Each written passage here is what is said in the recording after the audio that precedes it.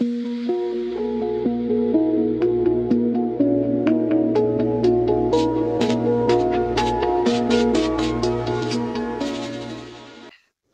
ಶಾಂತಿ. ಮುರಳಿಯ ದಿನಾಂಕ 26/5/2025. ಪ್ರಾತಃ ಮುರಳಿ. ಬಾಪ್ದಾದ ಮಧುಬನ.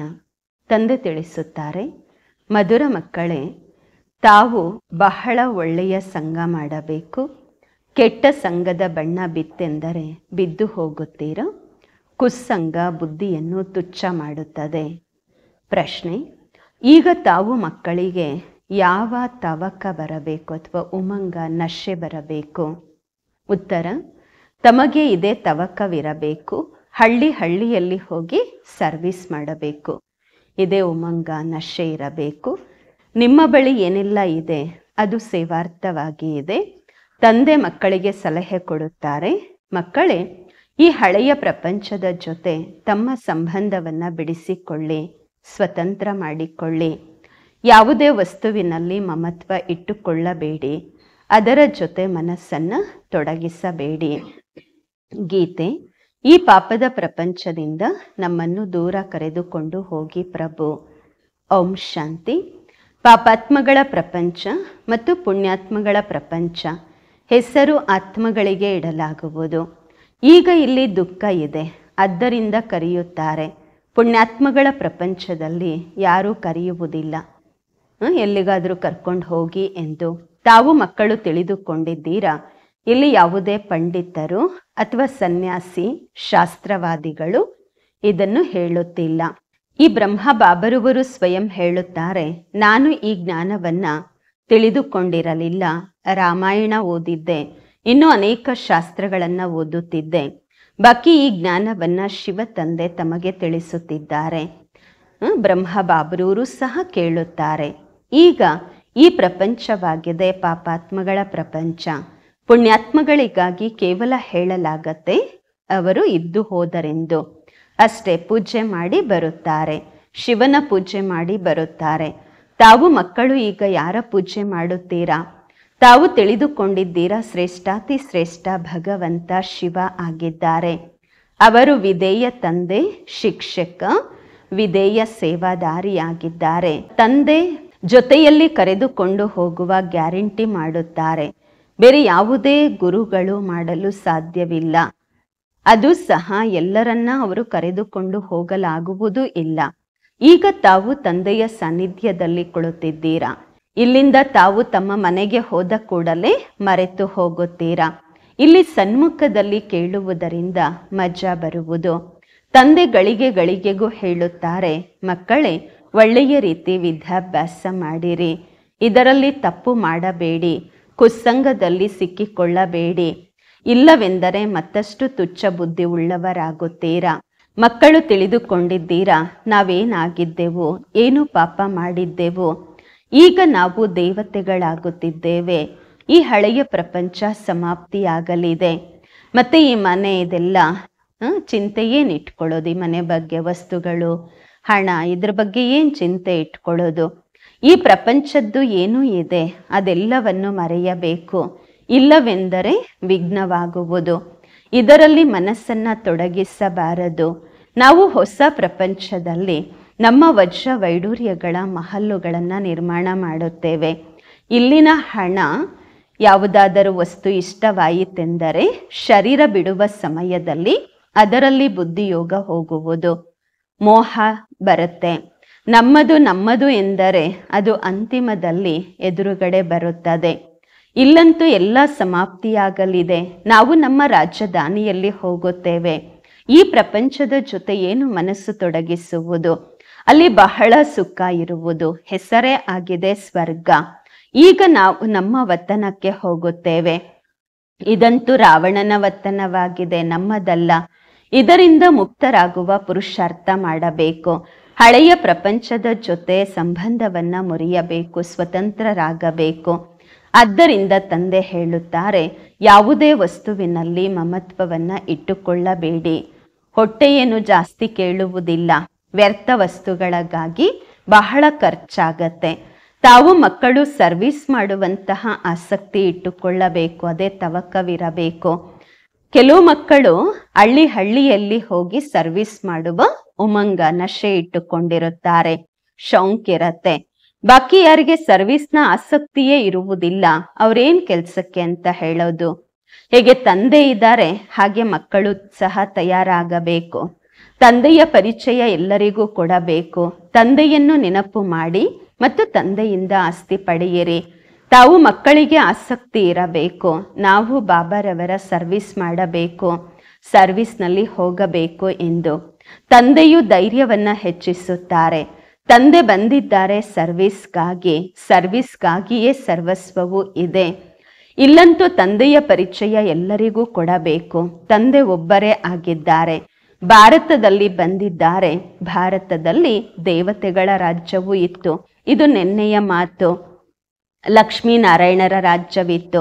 ಮತ್ತೆ ರಾಮ ಸೀತೆಯರದು ತ್ರೇತಾಯುಗದಲ್ಲಿ. ನಂತರ ವಾಮ ಮಾರ್ಗದಲ್ಲಿ ಬೀಳುತ್ತಾರೆ. ರಾವಣ ರಾಜ್ಯ ಪ್ರಾರಂಭವಾಗುತ್ತದೆ. ಮೆಟ್ಟಿಲು ಕೆಳಗೆ ಇಳಿಯುತ್ತಾ ಬಂದು ಈಗ ಮತ್ತೆ ಹತ್ತುವ ಕಲೆ 1 ಸೆಕೆಂಡಿನ ಮಾತಾಗಿದೆ. ಒಂದಾಗಿರುತ್ತೆ ರಿಯಲ್ ಪ್ರೀತಿ, ನಿಜವಾದ ಪ್ರೀತಿ. ಮತ್ತೊಂದಿರುತ್ತೆ ಆರ್ಟಿಫಿಷಿಯಲ್ ಪ್ರೀತಿ. ರಿಯಲ್ ಪ್ರೀತಿ ತಂದೆಯ ಜೊತೆ ಯಾವಾಗಿರುತ್ತೆ? ಯಾವಾಗ ತಮ್ಮನ್ನ ತಾವು ಆತ್ಮ ಎಂದು ತಿಳಿದುಕೊಳ್ಳುತ್ತೀರಾ. ಈಗ ತಾವು ಮಕ್ಕಳಿಗೆ ಈ ಹಳೆಯ ಪ್ರಪಂಚದಲ್ಲಿ ಆರ್ಟಿಫಿಷಿಯಲ್ ಪ್ರೀತಿ ಇದೆ, ಇದಂತೂ ಸಮಾಪ್ತಿಯಾಗಲಿದೆ. ಸರ್ವಿಸ್ ಮಾಡುವಂತಹ ಮಕ್ಕಳು ಎಂದಿಗೂ ಹಸಿವಿನಿಂದ ಇರುವುದಿಲ್ಲ. ಬಾಬಾ ಹೇಳ್ತಾರೆ ಭೂಕ್ ನೈ ಮರ್ ಸಕ್ತೆ, ಹಸಿವಿನಿಂದ ಸಾಯುವುದಿಲ್ಲ ಅಂದಾಗ ಸರ್ವಿಸ್ನ ಆಸಕ್ತಿ ತಾವು ಮಕ್ಕಳು ಇಟ್ಟುಕೊಳ್ಳಬೇಕು. ನಿಮ್ಮ ಈಶ್ವರೀಯ ಮಿಷನ್ ಬಹಳ ಸಹಜವಾಗಿದೆ. ಕೆಲವರಂತೂ ತಿಳಿದುಕೊಳ್ಳುವುದೇ ಇಲ್ಲ ಧರ್ಮ ಸ್ಥಾಪನೆ ಹೇಗಾಗತ್ತೆ ಎಂದು. ಕ್ರೈಸ್ತ ಬರ್ತಾರೆ, ಕ್ರಿಶ್ಚಿಯನ್ ಧರ್ಮ ಸ್ಥಾಪನೆ ಮಾಡುತ್ತಾರೆ. ಅನಂತರ ಧರ್ಮ ವೃದ್ಧಿ ಆಗುತ್ತಾ ಹೋಗುತ್ತೆ. ಅವರ ಮತದಂತೆ ನಡೆಯುತ್ತಾ ಬೀಳುತ್ತಲೇ ಬಂದಿದ್ದಾರೆ. ಈಗ ತಾವು ಮಕ್ಕಳು ದೇಹಿ ಅಭಿಮಾನಿ ಆಗಬೇಕು. ಅರ್ಧ ಕಲ್ಪ ರಾವಣ ರಾಜ್ಯದಲ್ಲಿ ನಾವು ತಂದೆಯನ್ನು ಮರೆತಿದ್ದೆವು. ಈಗ ತಂದೆ ಬಂದು ಜಾಗೃತರನ್ನಾಗಿ ಮಾಡಿದ್ದಾರೆ. ತಂದೆ ಹೇಳುತ್ತಾರೆ ಡ್ರಾಮಾನುಸಾರವಾಗಿ ತಾವು ಬೀಳಲೇಬೇಕಾಗಿತ್ತು, ನಿಮ್ಮದು ಸಹ ದೋಷವಿಲ್ಲ. ರಾವಣ ರಾಜ್ಯದಲ್ಲಿ ಪ್ರಪಂಚದ ಗತಿನೇ ಈ ರೀತಿಯಾಗಿದೆ. ತಂದೆ ಹೇಳುತ್ತಾರೆ ಈಗ ನಾನು ಬಂದಿದ್ದೇನೆ ಓದಿಸಲು. ನೀವು ಪುನಃ ತಮ್ಮ ರಾಜ್ಯವನ್ನು ಪಡೆದುಕೊಳ್ಳಿ. ನಾನು ಬೇರೆ ಯಾವುದೇ ಕಷ್ಟವನ್ನ ಕೊಡುವುದಿಲ್ಲ. ಒಂದಂತೂ ಬಜಾರಿನ ಕೆಟ್ಟ ಆಹಾರವನ್ನ ತಿನ್ನಬೇಡಿ ಮತ್ತು ನನ್ನನ್ನು ನೆನಪು ಮಾಡಿ. ಈಗ ತಾವು ಮಕ್ಕಳು ತಿಳಿದುಕೊಂಡಿದ್ದೀರಾ, ಇದು ಡ್ರಾಮಾದ ಚಕ್ರವಾಗಿದೆ, ಪುನರಾವರ್ತನೆ ಆಗುತ್ತಿರುತ್ತದೆ. ನಿಮ್ಮ ಬುದ್ಧಿಯಲ್ಲಿ ಡ್ರಾಮಾದ ಆದಿ ಮಧ್ಯ ಅಂತ್ಯದ ಜ್ಞಾನವಿದೆ. ತಾವು ಯಾರಿಗಾದರೂ ಈ ಜ್ಞಾನವನ್ನು ತಿಳಿಸಬಹುದು. ಮೊದಲಂತೂ ತಂದೆಯ ನೆನಪಿರಬೇಕು. ಸರ್ವಿಸ್ಗಾಗಿ ಪರಸ್ಪರದಲ್ಲಿ ಸೇರಿ ಸಾತಿಯರನ್ನ ಮಾಡಿಕೊಳ್ಳಬೇಕು, ಮಾತೆಯರನ್ನ ತಯಾರು ಮಾಡಬೇಕು. ಇದರಲ್ಲಿ ಭಯಪಡುವಂತಹ ಮಾತೇ ಇಲ್ಲ. ಚಿತ್ರಗಳು ನಿಮಗೆ ಸಿಗುತ್ತದೆ. ನಿಮ್ಮ ಸರ್ವಿಸ್ಸು ಜಾಸ್ತಿ ಆಗತ್ತೆ. ಹೇಳ್ತಾರೆ ನೀವು ಹೋದ್ರೆ ಮತ್ತೆ ನಮಗೆ ಯಾರು ಕಲಿಸ್ತಾರೆ ಎಂದು. ಅವರಿಗೆ ಹೇಳಿ ನಾವು ಸರ್ವಿಸ್ ಮಾಡಲಿಕ್ಕೋಸ್ಕರ ತಯಾರಿದ್ದೇವೆ, ಮನೆ ಅದೆಲ್ಲ ವ್ಯವಸ್ಥೆ ಮಾಡಿ ಕೊಡಿ, ನಾವು ಸೇವೆ ಮಾಡ್ತೀವಿ ಅಂತ ಹೇಳಿ. ಅನೇಕರ ಕಲ್ಯಾಣ ಅರ್ಥವಾಗಿ ನಾವು ನಿಮಿತ್ತರಾಗುತ್ತೇವೆ. ಬಾಬಾ ಸರ್ವಿಸ್ನ ಉಮಂಗ ಕೊಡಿಸುತ್ತಾರೆ. ಮಕ್ಕಳಲ್ಲಿ ಸಾಹಸವಿದೆ ಅಂದಾಗ ಸರ್ವಿಸ್ಸು ವೃದ್ಧಿ ಆಗತ್ತೆ. ಇದು ಯಾವುದೇ ಮೇಳ ಅಲ್ಲ, 10-15 ದಿವಸ ಮೇಳ ನಡೀತು ಆಮೇಲೆ ಮುಗಿದೋಯ್ತು ಅಲ್ಲ. ಆ ಮೇಳಗಳೆಲ್ಲ ನಡೀತಾ ಇರತ್ತೆ. ಇಲ್ಲಿ ಆತ್ಮರು ಮತ್ತು ಪರಮಾತ್ಮನ ಮಿಲನವಾಗುವುದು, ಇದಕ್ಕೆ ಸತ್ಯವಾದ ಮೇಳ ಎಂದು ಹೇಳಲಾಗುವುದು. ಅದಂತೂ ಈಗ ನಡೆಯುತ್ತಿದೆ. ಯಾವಾಗ ಸರ್ವಿಸ್ ಪೂರ್ತಿ ಆಗತ್ತೆ ಆಗ ಮೇಳ ಬಂದಾಗತ್ತೆ. ಡ್ರಾಮಾನುಸಾರವಾಗಿ ಮಕ್ಕಳಿಗೆ ಸರ್ವಿಸ್ನ ಬಹಳ ಆಸಕ್ತಿ ಇರಬೇಕು.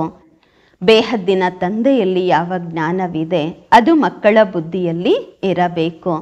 ಶ್ರೇಷ್ಠಾತಿ ಶ್ರೇಷ್ಠ ತಂದೆಯಿಂದ ನಾವೆಷ್ಟು ಶ್ರೇಷ್ಠರಾಗುತ್ತಾ ಬಂದಿದ್ದೇವೆ. ಈ ರೀತಿ ತಮ್ಮ ಜೊತೆ ತಾವೇ ಮಾತನಾಡಿಕೊಳ್ಳಬೇಕು. ಪರಸ್ಪರದಲ್ಲಿ ಸೆಮಿನಾರ್ ಮಾಡಬೇಕು. ಬಾಬಾರವರಿಂದ ಸಲಹೆ ತೆಗೆದುಕೊಂಡು ಸರ್ವಿಸ್ನಲ್ಲಿ ತೊಡಗಬೇಕು. ಕೆಲವರ ಸಹಯೋಗದ ಅವಶ್ಯಕತೆ ಇತ್ತೆಂದರೆ ಬಾಬಾರವರು ಮಾಲೀಕ ಕುಳಿತಿದ್ದಾರೆ. ಯಾವುದೇ ಸಹಯೋಗದ ಅವಶ್ಯಕತೆ ಇದೆ ಎಂದರೆ ಬಾಬಾ ಮಾಲೀಕ ದುಲ್ಹೆಲಾಲ್ ಅಂತಾರೆ, ಬಾಬ್ರವರು ಕುಳಿತಿದ್ದಾರೆ. ಇದೆಲ್ಲ ಡ್ರಾಮಾದಲ್ಲಿ ನಿಗದಿಯಾಗಿದೆ. ಯಾವುದೇ ಚಿಂತೆಯ ಮಾತು ಇಲ್ಲ. ಇಲ್ಲವೆಂದರೆ ಸ್ಥಾಪನೆ ಹೇಗಾಗುವುದು? ಮತ್ತೊಂದು ಮಾತು ಇದಾಗಿದೆ, ಯಾರು ಮಾಡುತ್ತಾರೆ ಅವರು ಪಡೆದುಕೊಳ್ಳುತ್ತಾರೆ. ಈಗ ತಾವು ಮಕ್ಕಳು ಕಲ್ಲು ಬುದ್ಧಿ ಉಳ್ಳವರಿಂದ ವಜ್ರದ ಸಮಾನರಾಗುತ್ತೀರಾ. ತಂದೆ ಜ್ಞಾನದಿಂದ ಇಷ್ಟು ಸೀದಾ ಮಾಡುತ್ತಿದ್ದಾರೆ.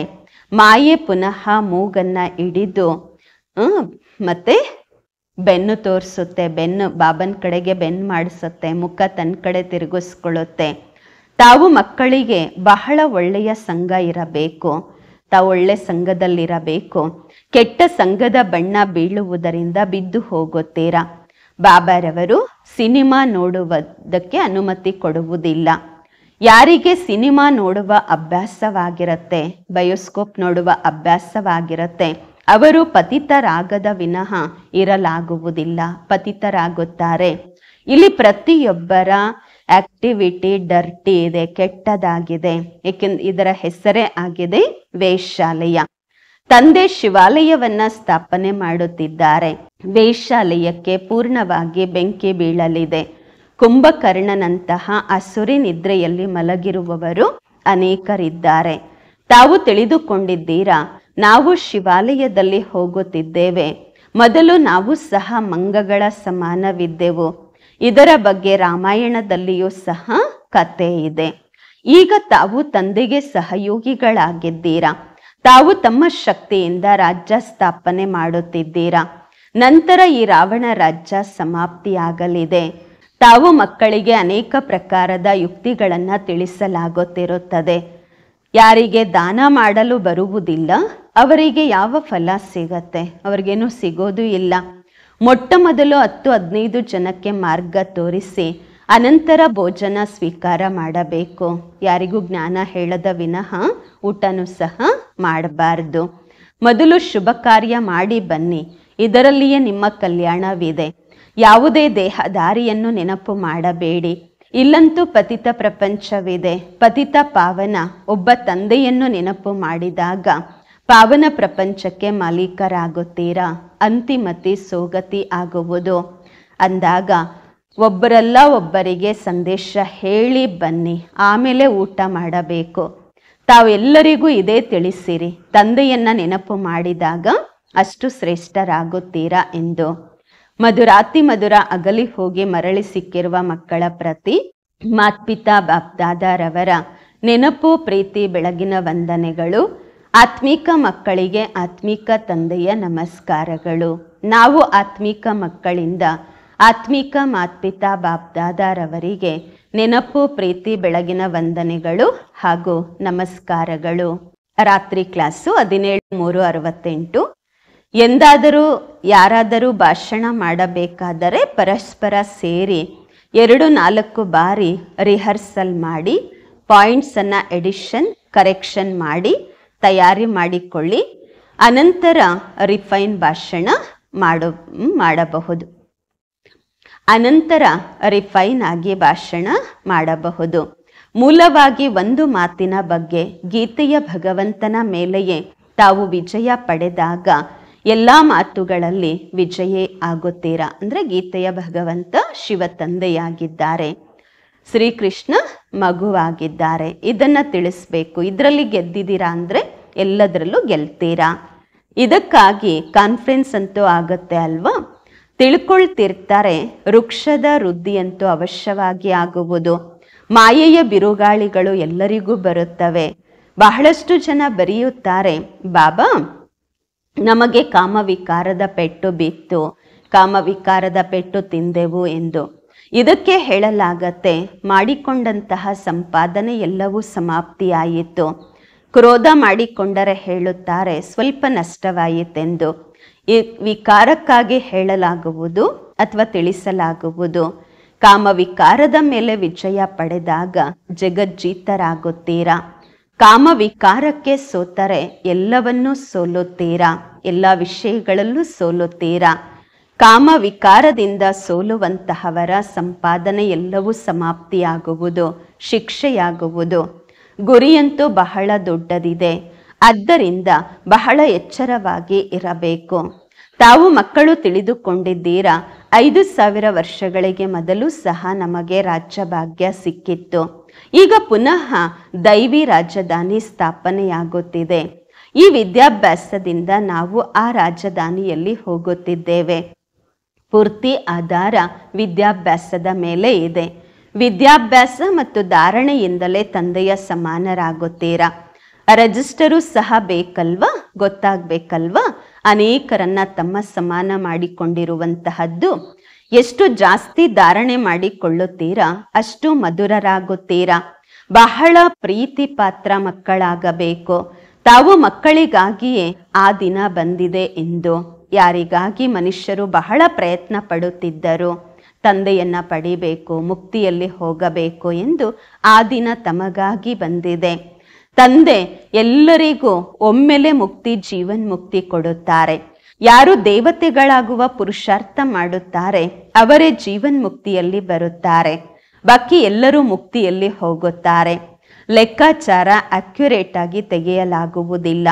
ಕೆಲವರಂತೂ ಇರ್ತಾರೆ ಅಲ್ವಾ, ವಿನಾಶದ ಸಾಕ್ಷಾತ್ಕಾರವೂ ಆಗುವುದು. ಆ ಒಂದು ಸುಂದರ ಸಮಯವನ್ನು ನೋಡುತ್ತೀರಾ. ಪ್ರತಿ ಮಾತಿನಲ್ಲಿ ಪುರುಷಾರ್ಥ ಮಾಡಬೇಕು. ಈ ರೀತಿ ಎಲ್ಲ ನೆನಪಿನಲ್ಲಿ ಕುಳಿತುಕೊಂಡಾಗ ಕೆಲಸ ಆಗ್ಬಿಡತ್ತೆ. ಯೋಗದಲ್ಲಿ ಕೂತ್ಕೊಂಡ್ರೆ ಸಾಕು, ಎಲ್ಲ ಕೆಲಸ ಆಗ್ಬಿಡುತ್ತೆ ಅಂತನೂ ಅಲ್ಲ. ಮನೆ ಸಿಕ್ಬಿಡುತ್ತೆ, ಆ ರೀತಿ ಏನಲ್ಲ. ಅದು ಸಹ ಡ್ರಾಮಾದಲ್ಲಿ ಇದ್ರೆ ಆಗತ್ತೆ. ಇಚ್ಛೆ ಇಟ್ಕೊಳ್ಬಾರ್ದು, ಪುರುಷಾರ್ಥ ಮಾಡಬೇಕು. ಸುಮ್ಮನೆ ಸಂಕಲ್ಪ ಮಾಡ್ಕೊಂಡು ಕೂತ್ಕೊಂಡ್ಬಿಟ್ರೆ ಯಾವುದೂ ಆಗಲ್ಲ. ಬಾಬ್ರೂರನ್ನ ನೆನಪು ಮಾಡಬೇಕು, ಮತ್ತೆ ಕರ್ಮದಲ್ಲೂ ತರಬೇಕು, ಅದನ್ನ ಪ್ರಾಕ್ಟಿಕಲಲ್ಲೂ ತರಬೇಕು. ಅದಕ್ಕಾಗಿ ಪರಿಶ್ರಮ ಪಡಬೇಕು, ಆಗ್ಲೇ ಆಗತ್ತೆ. ಸುಮ್ಮನೆ ಒಂದು ಮೂಲೆಯಲ್ಲಿ ಕೂತ್ಕೊಂಡ್ರೆ ಏನೂ ಆಗೋದಿಲ್ಲ.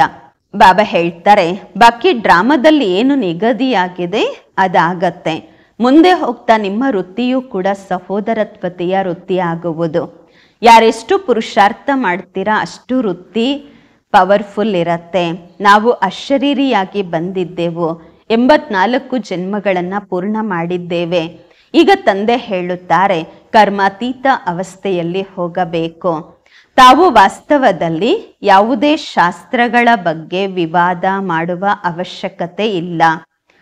ಯಾವುದೇ ಶಾಸ್ತ್ರಗಳ ಮಾತಿನ ವಿಷಯದಲ್ಲಿ ವಿವಾದ ಮಾಡಬಾರದು. ಮೂಲ ಮಾತಾಗಿದೆ ನೆನಪು ಮಾಡುವುದು ಬಾಬರುವರನ್ನ, ಮತ್ತು ಸೃಷ್ಟಿಯ ಆದಿ ಮಧ್ಯ ಅಂತ್ಯವನ್ನ ತಿಳಿದುಕೊಳ್ಳುವುದು. ಚಕ್ರವರ್ತಿ ರಾಜರಾಗಬೇಕು. ಈ ಚಕ್ರವನ್ನ ತಿಳಿದುಕೊಳ್ಳಬೇಕು. ಇದರ ಗಾಯನವಿದೆ, ಸೆಕೆಂಡಿನಲ್ಲಿ ಜೀವನ್ಮುಕ್ತಿ. ತಾವು ಮಕ್ಕಳಿಗೆ ಆಶ್ಚರ್ಯವಾಗುವುದು, ಅರ್ಧ ಕಲ್ಪ ಭಕ್ತಿ ನಡೆಯುತ್ತೆ, ಜ್ಞಾನ ಕಿಂಚಿತ್ತೂ ಇರಲಿಲ್ಲ. ಜ್ಞಾನ ಇರುವುದೇ ತಂದೆಯ ಬಳಿ, ತಂದೆಯ ಮೂಲಕವೇ ತಿಳಿದುಕೊಳ್ಳಬೇಕು. ಈ ತಂದೆ ಎಷ್ಟು ಅನ್ಕಾಮನ್ ಇದ್ದಾರೆ, ಅಸಾಧಾರಣವಾಗಿದ್ದಾರೆ. ಅದಕ್ಕೋಸ್ಕರ ಕೋಟಿಯಲ್ಲೂ ಕೆಲವರಷ್ಟೇ ಈ ಜ್ಞಾನವನ್ನ ತಿಳಿದುಕೊಳ್ಳುತ್ತಾರೆ, ತಯಾರಾಗುತ್ತಾರೆ. ಟೀಚರ್ಸು ಆ ರೀತಿ ಹೇಳೋದಿಲ್ಲ, ಲೌಕಿಕದ ಟೀಚರ್ಸು ಆ ರೀತಿ ಹೇಳೋದಿಲ್ಲ. ಇಲ್ಲಂತೂ ತಂದೆ ಹೇಳುತ್ತಾರೆ, ನಾನೇ ತಂದೆ ಶಿಕ್ಷಕ ಗುರುವಾಗಿದ್ದೇನೆ ಅಂದಾಗ ಮನುಷ್ಯರು ಕೇಳಿ ಆಶ್ಚರ್ಯ ಪಡುತ್ತಾರೆ. ಭಾರತಕ್ಕೆ ಮದರ್ ಕಂಟ್ರಿ ಎಂದು ಹೇಳಲಾಗುವುದು. ಏಕೆಂದರೆ ಅಂಬೆಯ ಹೆಸರು ಬಹಳ ಪ್ರಸಿದ್ಧವಾಗಿದೆ.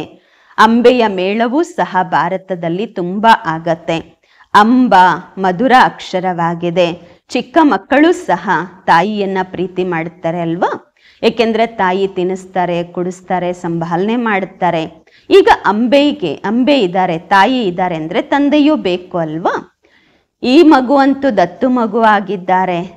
ಇವರ ಪತಿಯಂತೂ ಇಲ್ಲ, ಯಾರು ಮಮ್ಮರವರು ದತ್ತು ಮಗು ಆಗಿದ್ದಾರೆ. ಇವರು ಕುಮಾರಿಯಾಗಿದ್ದಾರೆ. ಇದಂತೂ ಹೊಸ ಮಾತಲ್ವಾ?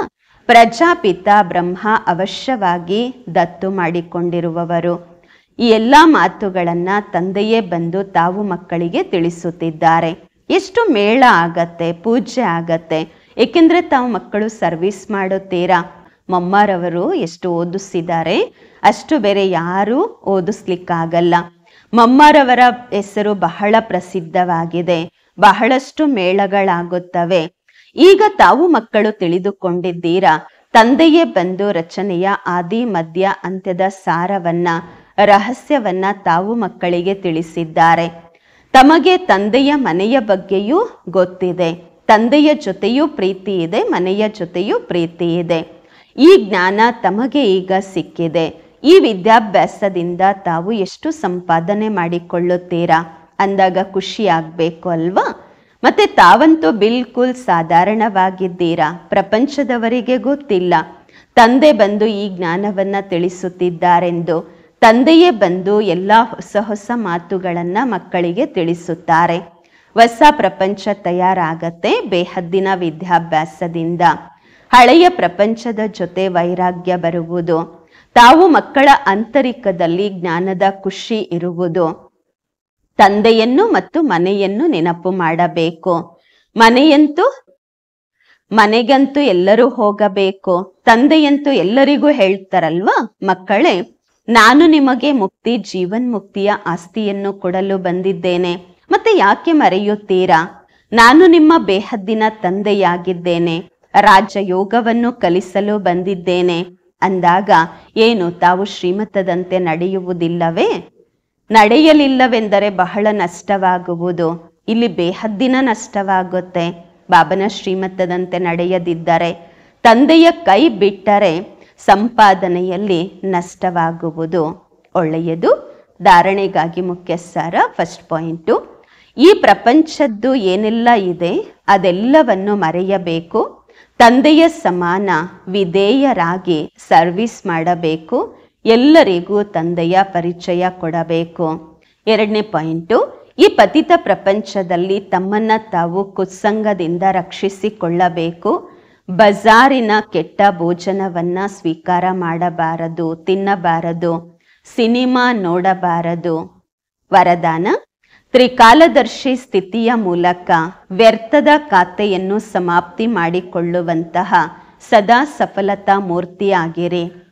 ತ್ರಿಕಾಲದರ್ಶಿ ಸ್ಥಿತಿಯ ಮೂಲಕ ವ್ಯರ್ಥದ ಖಾತೆ ಸಮಾಪ್ತಿ ಮಾಡಿಕೊಳ್ಳುವಂತಹ ಸದಾ ಸಫಲತಾ ಮೂರ್ತಿಯಾಗಿರಿ. ವರದಾನದ ವಿಶ್ಲೇಷಣೆ, ತ್ರಿಕಾಲದರ್ಶಿ ಸ್ಥಿತಿಯಲ್ಲಿ ಸ್ಥಿತರಾಗುವುದು ಅಂದ್ರೆ ಅರ್ಥ, ಪ್ರತಿ ಸಂಕಲ್ಪ, ಮಾತು ಮತ್ತು ಕರ್ಮ ಮಾಡುವ ಮುನ್ನ ಚೆಕ್ ಮಾಡಿಕೊಳ್ಳಬೇಕು. ಇದು ವ್ಯರ್ಥವಾಗಿದೆಯಾ ಅಥವಾ ಸಮರ್ಥವಾಗಿದೆಯಾ? ವ್ಯರ್ಥ 1 ಸೆಕೆಂಡಿನಲ್ಲಿ ಪದಮಗಳ ನಷ್ಟ ಮಾಡುತ್ತೆ. ಸಮರ್ಥತೆ 1 ಸೆಕೆಂಡಿನಲ್ಲಿ ಪದಮಗಳ ಸಂಪಾದನೆ ಮಾಡಿಸುತ್ತೆ. ಸೆಕೆಂಡಿನ ವ್ಯರ್ಥವೂ ಸಹ ಸಂಪಾದನೆಯಲ್ಲಿ ಬಹಳ ನಷ್ಟ ಮಾಡುತ್ತೆ. ಇದರಿಂದ ಮಾಡಿಕೊಂಡಿರುವಂತಹ ಸಂಪಾದನೆಯೂ ಸಹ ಮುಚ್ಚಿ ಹೋಗುತ್ತದೆ. ಆದ್ದರಿಂದ ಒಂದು ಕಾಲದ ದರ್ಶಿಗಳಾಗಬೇಡಿ. ಒಂದು ಕಾಲದರ್ಶಿಗಳಾಗಿ ಕರ್ಮ ಮಾಡುವ ಬದಲು ತ್ರಿಕಾಲದರ್ಶಿ ಸ್ಥಿತಿಯಲ್ಲಿ ಸ್ಥಿತರಾಗಿ ಮಾಡಿದಾಗ ವ್ಯರ್ಥ ಸಮಾಪ್ತಿಯಾಗತ್ತೆ ಮತ್ತು ಸದಾ ಸಫಲತಾ ಮೂರ್ತಿ ಆಗುತ್ತೀರಾ. ಸ್ಲೋಗನ್, ಮಾನ್, ಶಾನ್ ಮತ್ತು ಸಾಧನಗಳ ತ್ಯಾಗವೇ ಮಹಾನ್ ತ್ಯಾಗವಾಗಿದೆ. ಗೌರವ, ಸ್ಥಾನ ಮತ್ತು ಸಾಧನಗಳ ತ್ಯಾಗವೇ ಮಹಾನ್ ತ್ಯಾಗವಾಗಿದೆ. ಅವ್ಯಕ್ತ ಇಶಾರೆ, ಆತ್ಮಿಕ ಘನತೆ ಮತ್ತು ಪವಿತ್ರತೆಯ ವ್ಯಕ್ತಿತ್ವವನ್ನು ಧಾರಣೆ ಮಾಡಿಕೊಳ್ಳಿ. ಹೀಗೆ ದೇಹ ಮತ್ತು ದೇಹಿ ಎರಡು ಬೇರೆ ಬೇರೆ ಎರಡು ವಸ್ತುಗಳು, ಆದರೆ ಅಜ್ಞಾನಕ್ಕೆ ವಶವಾಗಿ ಎರಡನ್ನು ಸೇರಿಸಿದ್ದಾರೆ. ನನ್ನದನ್ನು ನಾನು ಎಂದು ತಿಳಿದುಕೊಂಡಿದ್ದಾರೆ. ನನ್ನದು ಈ ದೇಹ, ಆದರೆ ನಾನೇ ಈ ದೇಹ ಎಂದು ತಿಳಿದಿದ್ದಾರೆ. ಈ ತಪ್ಪಿನ ಕಾರಣ ಅಷ್ಟು ಗೊಂದಲಕ್ಕೊಳಗಾಗಿದ್ದಾರೆ. ದುಃಖ ಮತ್ತು ಅಶಾಂತಿಯನ್ನು ಪ್ರಾಪ್ತಿ ಮಾಡಿಕೊಳ್ಳುತ್ತಿದ್ದಾರೆ. ಹಾಗೆಯೇ ಈ ಅಪವಿತ್ರತೆ ಮತ್ತು ವಿಸ್ಮೃತಿಯ ಸಂಸ್ಕಾರ ಏನು ಬ್ರಾಹ್ಮಣತನದ್ದಲ್ಲ, ಶೂದ್ರತನದ್ದಾಗಿದೆ. ಇದನ್ನು ನನ್ನದು ಎಂದು ತಿಳಿದುಕೊಳ್ಳುವುದರಿಂದ ಮಾಯೆಗೆ ವಶವಾಗುತ್ತೀರಾ ಮತ್ತು ಪರಿಸ್ಥಿತಿಗೊಳಗಾಗುತ್ತೀರಾ. ಓಂ ಶಾಂತಿ.